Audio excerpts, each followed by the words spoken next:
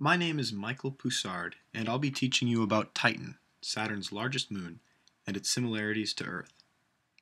I'm a rising freshman at Embry-Riddle Aeronautical University in Daytona Beach, Florida, where I'll be studying aerospace engineering and flight under an Air Force ROTC scholarship. I'm currently a high performance and instrument rated pilot in the Civil Air Patrol, or Air Force Auxiliary. Why do we study the cosmos? Why do we stare up and away from Earth to places we have never been and can only dream of going? The main reason is quite simple: to learn more about our home planet, Earth. Venus, for example, is very similar to Earth and not much closer to the Sun. Yet it is hot enough there to melt lead, and the atmosphere is extremely poisonous. Why is it so different? If we understand this, we know more about Earth and its greenhouse effects. Or Mars. Why is its atmosphere so thin compared to Earth's? Why doesn't it have a strong magnetic field, like Earth's? All these things help us to learn more about our own planet.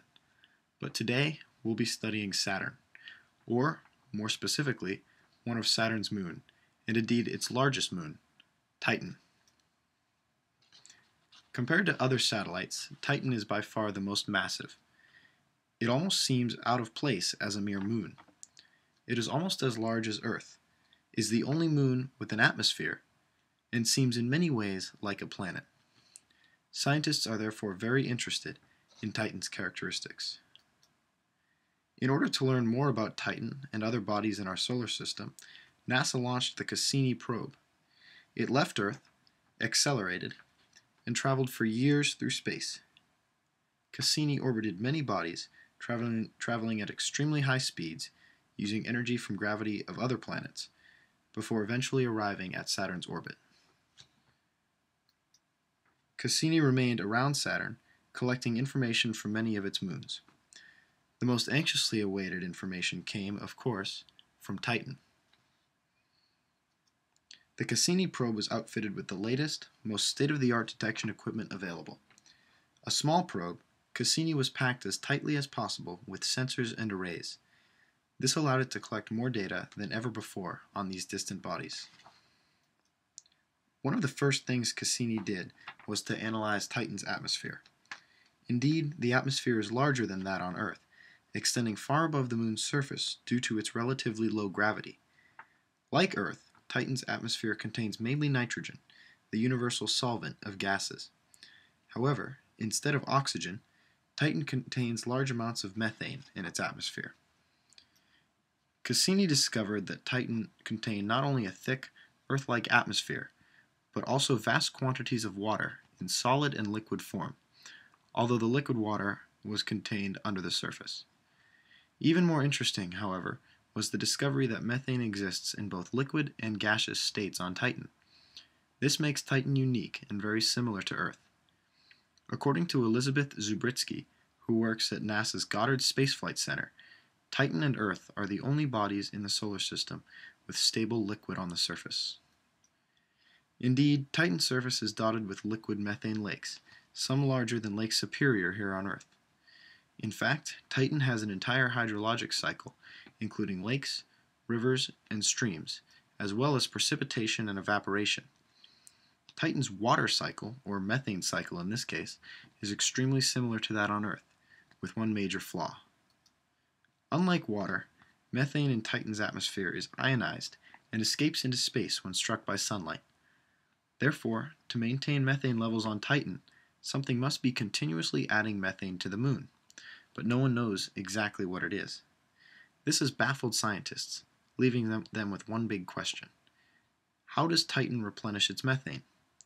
Some have suggested that comets and asteroids have brought methane to the surface.